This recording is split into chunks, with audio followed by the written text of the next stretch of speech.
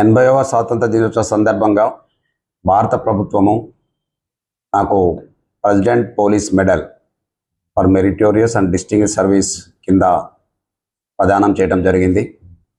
So నా యొక్క గత 35 సంవత్సరాల సర్వీస్ దృష్టిలో పెట్టుకొని నేను చేసిన సేవల గుర్తింపుగా నాకు ఈ అవార్డు దక్కడం జరిగింది. నేను 1991లో ఎస్ఐగా డైరెక్టర్ సబ్ ఇన్స్పెక్టర్ పనిచేశాను. వేరియస్ పోలీస్ స్టేషన్లో హైదరాబాద్ సిటీలో పనిచేయడం జరిగింది. అదే రకంగా నాకు 2005లో ప్రమోషన్ సిఐకి వచ్చిన తర్వాత నేను నక్సల్ ప్రభావిత ప్రాంతాల్లో కూడా పనిచేశాను. సో నేను ఎప్పుడైతే ఆత్మకూరు సర్కిల్లో పనిచేస్తున్నప్పుడు మా మీద నక్సలైట్లు దాడి చేసినప్పుడు మా దగ్గర పనిచేసే ఎస్ఐ కూడా చనిపోవడం జరిగింది. సో దాని తర్వాత హైదరాబాద్ సిటీలో పంజగుట్ట టాస్క్ ఫోర్స్లో పనిచేసే క్రమంలో ఒక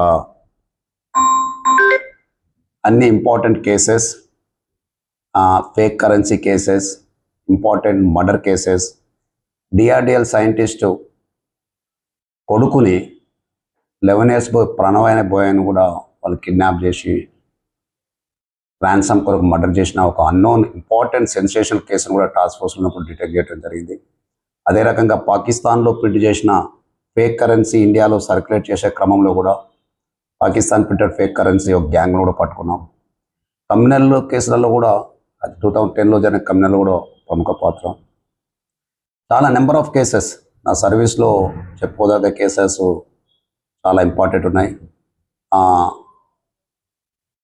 ఇది మద్దెల చెరువు సూరి మర్డర్ కేసులో కూడా నేను టాస్క్ ఫోర్స్లో ఉన్నప్పుడు మా టీం మేమంతా నార్త్ ఇండియాలో తిరిగి అతను గన్మెన్ ఎడుతున్నాడు అని కూడా మేము ఉజ్జయిని మధ్యప్రదేశ్ అరెస్ట్ చేశాము. దాంట్లో కూడా కీలకమైన పాత్ర పోల్ జరిగింది. ఓడియన్ థియేటర్ బాంబ్ బ్లాస్ట్ కేసులో కూడా మేము సిఐసిఎల్ తోటి అసోసియేట్ చేసి అందులో ముద్దాను అరెస్ట్ చేశాం. సో ఇట్లా చెప్పుకుంటూ పోతుంటే నా సర్వీస్లో చాలా కేసులు చేయడం జరిగింది. సో నాకు మొత్తం ఒక 26 cash rewards, 280 good service entries, 33 meritorious services. So అదే రకంగా తెలంగాణ సేవా పథకం, ఆంధ్రప్రదేశ్ పోలీస్ పథకం, ఉత్తమ పోలీస్ మెడల్, అదే రకంగా మహోన్నత సేవా మెడల్ 2021. 2017లో నాకు ఇండియన్ పోలీస్ మెడల్ చిక్కడపల్లి ఏసీగా ఉన్నప్పుడు ప్రదానం చేయబడింది. సో ఇప్పుడు నాకు 2026లో president police medal for distinguished service చేశారు. సో నాకు దీనికి నా యొక్క సైటేషన్ను గౌరవ సిపి గారు సివి సజ్జనార్ సాబ్ రికమెండ్ చేయడం జరిగింది. అదే రకంగా గౌరవ డీజీపీ గారు కూడా రికమెండ్ చేసి నాకు ఈ యొక్క అవార్డు రానికి ఆఫీసర్స్ కూడా నా యొక్క సేవలు గుర్తించి నాకు ఈ అవార్డు రానికి వాళ్ళ వంతు రికమెండ్ చేయడం జరిగింది. సో సీనియర్ ఆఫీసర్ అందరికీ కూడా నేను హృదయపూర్వక ధన్యవాదాలు తెలియజేస్తున్నాను. అదే రకంగా నా తోటి పనిచేసే ఉద్యోగులందరికీ కూడా నేను హృదయపూర్వక ధన్యవాదాలు చేస్తాను. ఎందుకంటే వాళ్ళ సహకారము పోలీస్ డిపార్ట్మెంట్లో ఎప్పుడైనా వాళ్ళ సహకారం లేని సక్సెస్ అనేది రాదు. సో ఈ సక్సెస్లో వాళ్ళు కూడా భాగస్వామ్యం. సో ఈ యొక్క అవార్డు వచ్చినందుకు నేను చాలా సంతోషపడుతున్నాను. సో ఇది మనం చేసే ఒక సర్వీస్కు గుర్తింపుగా భావిస్తున్నాను. Thank you. చాలా సందర్భాలు ఉన్నాయి క్లిష్ట పరిస్థితుల్లో. చెప్పాను కదా, మహబూబ్నగర్ జిల్లాలో ఆత్మకూరు సిఐగా పనిచేస్తున్నప్పుడు నక్సల్స్ నన్ను టార్గెట్ చేసి వచ్చారు, సిఐని చంపాలని వచ్చారు. కానీ అదృష్టవశాత్తు నేను 2005లో నవంబర్ 11 నాడు వాళ్ళు నన్ను టార్గెట్ చేసి కొట్టడానికి వచ్చారు. సో మిస్కన్సెప్షన్లో మా ఎస్ఐని కొట్టి హత్య చేయడం జరిగింది. సో అది ఒక పెద్ద వాస్తవం కూడా నాకు అది సెకండ్ లైఫ్ లాగా. సో క్లిష్ట పరిస్థితి అయినా కానీ అక్కడే మనం పనిచేసాం. చేసి అక్కడ ఆఫీసర్ల ప్రశంసను తన నక్సల్ వారి మీద మనం చేయాల్సినవన్నీ కూడా యాక్షన్ చేయటం. సో ఇవన్నీ చేశాను. అది చాలా క్లిష్ట పరిస్థితులు కూడా ఉన్నాయి.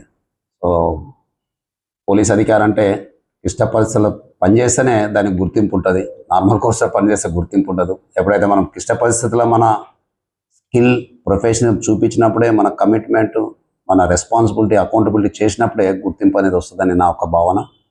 సో చాలా కమ్యూనల్ ఏరియాలో నేను టపాజపుత్ర ఇన్స్పెక్టర్ చేశాను. There is a communal problem. Task force 2009లో కమిషన్ జరిగింది. తెలంగాణ ఉద్యమంలో కూడా ప్రముఖమైన పాత్ర పోషించాం మేము. West zone task force inspector ఉన్నప్పుడు. సో ఉద్యమంలో కూడా ఎన్నో ఉద్యమాలు అన్నీ చేసి, సో నేను ఇనిషియల్గా బాంబుల శివారెడ్డి మర్డర్ కేసును మొదటి దర్యాప్తు అధికారిని నేనే. 1993లో బాంబుల శివారెడ్డి మర్డర్ కేసు, అది నాకు ఎక్స్పీరియన్స్. నేను బంజారాయిల్స్ ఎస్ఐ ఉన్నప్పుడు బాంబుల శివారెడ్డిని సత్యసాయి నిగమంలో బాంబులేసి చంపినప్పుడు ఫస్ట్ దాంట్లో ఎస్ఐగా దర్యాప్తు చేసిన అధికారి నేను. ఆ కేసులో కూడా అందరికీ లైఫ్ పడ్డది. మద్దెల చెరుసే కేసులో కూడా మాది ప్రామినెంట్ రోల్ ఉన్నది. అందులో కూడా భాను కిరణ్ అందరికి కూడా లైఫ్ పడ్డది. So these are all my good experiences. So ఇదంతా నా డిపార్ట్మెంట్లో నేను సాధించింది. అందుకే నాకు ఈ గుర్తింపు వచ్చిందని నేను చాలా గాఢంగా పనిచేసిన వాళ్ళకి ఎప్పుడు కూడా గుర్తింపు ఉంటుందని నేను బాగా విశ్వసిస్తున్నాను. ఐ థ్యాంక్ మై ఆఫీసర్స్, అందరు కూడా ఆఫీసర్స్ ఎవరైతే పనిచేసినో నాకు రివార్డ్ రానికి ఏ ఆఫీసర్ అయితే నాకు రికమెండ్ వాళ్ళందరికీ కూడా నేను హృదయపూర్వక ధన్యవాదాలు తెలియజేసుకుంటున్నాను. సమాజంలో ప్రజలు ప్రశాంతంగా జీవనం కొనసాగించే విధంగా పోలీస్ శాఖ చాలా కీలకమైనది. నిత్యం అటు సంఘ విద్రోహ శక్తులు కానివ్వండి, ఏదైనా సమస్యలు కానీ వాళ్ళ ప్రజలని వాటికి దూరం నుంచి ప్రజలని ఎప్పుడు హ్యాపీగా ఉండే విధంగా పోలీస్ శాఖ నిరంతరం వర్క్ చేస్తుంటది. దీని మీద ఇంట్లో కుటుంబ సభ్యులకు టైం కేటాయించలేకపోతారు. దీని మీద ఇంట్లో మీకు ఎప్పుడైనా ఉంటాయి, ఇంట్లో సమస్యలు ఉంటాయి. సో మాది జనరల్లీ నా family police family. My all 4 brothers are in police. అందరం కూడా తెలుసు ఇంటి కుటుంబ సమస్యలు ఉంటాయి. బట్ అయినా కానీ వాళ్ళు మనకు అర్థం చేసుకొని, మా వైఫ్ కానీ పిల్లలు కానీ అర్థం చేసుకొని మనకు అన్ని వేళ సహకరించి, సో మనం ఈ స్థాయికి రానికి వాళ్ళందరూ సహకారం ఉంది డెఫినెట్గా. సో అధికారుల సహకారం ఉంది. సో నిజంగా ఇది ఒక్కటి చెప్పాల్సుకున్నంత, ప్రజలకు మనము సేవ చేసినప్పుడు గుర్తింపు కంపల్సరీ ఉంటుంది.